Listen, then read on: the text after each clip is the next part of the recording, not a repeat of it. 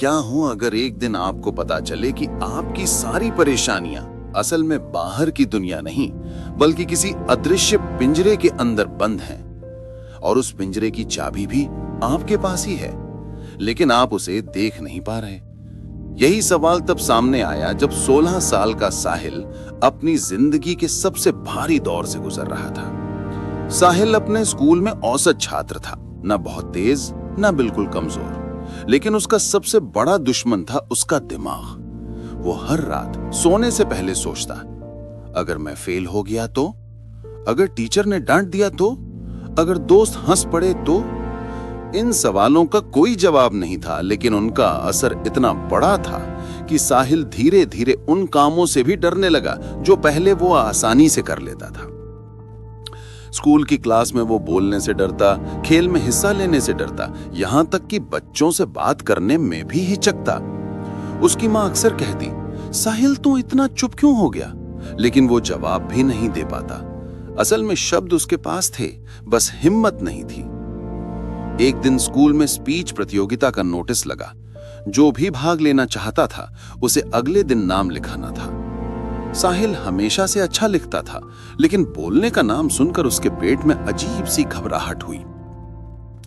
उसके दोस्त राजेश ने कहा, तू लिख, मैं बोल दूंगा। साहिल हंस दिया, लेकिन भीतर कुछ टूटा। वो खुद को दूसरों के भरोसे जीता देख रहा था। उस रात साहिल छत पर बैठा अकेला आसमान देख रहा था।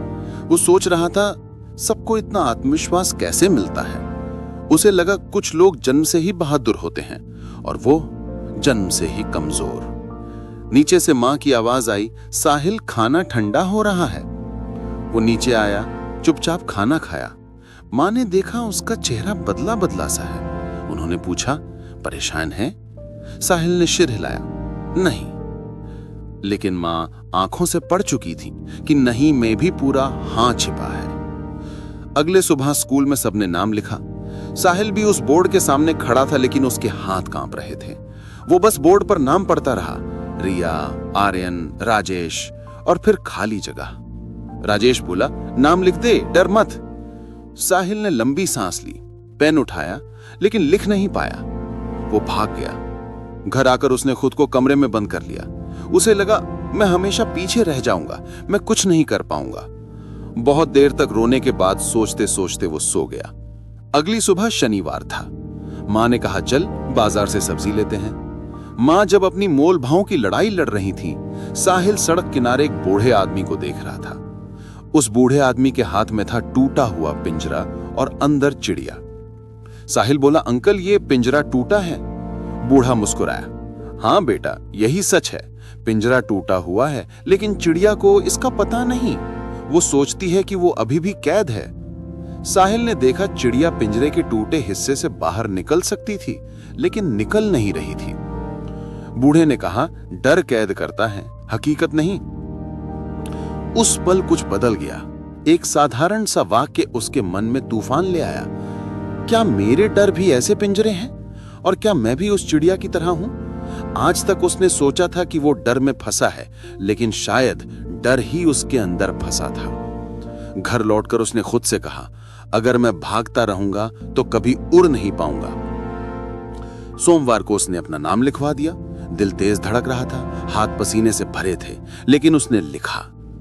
टीचर ने उसका नाम पढ़ा और कहा, वाह, अच्छा निर्णय। साहिल ने मन में कहा, निर्णय अच्छा हो या बुरा, कम से कम मेरा है। स्पीच का दिन आया। साहिल मंच पर चढ़ा, लेकिन उसका दिमाग खाली।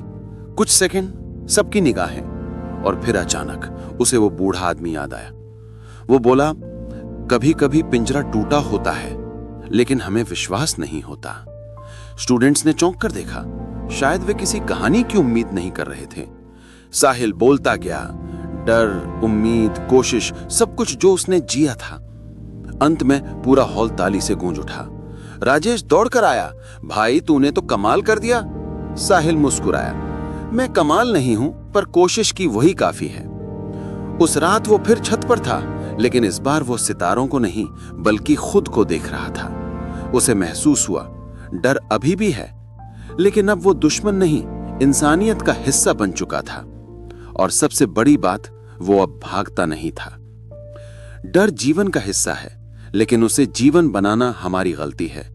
हम सबके अंदर अदृश्य पिंजरे होते हैं और उनकी चाबी भी हमारे पास होती है। पहला कदम उठाओ, पिंजरा टूटेगा नहीं, तुम उड़ना सीख जाओगे।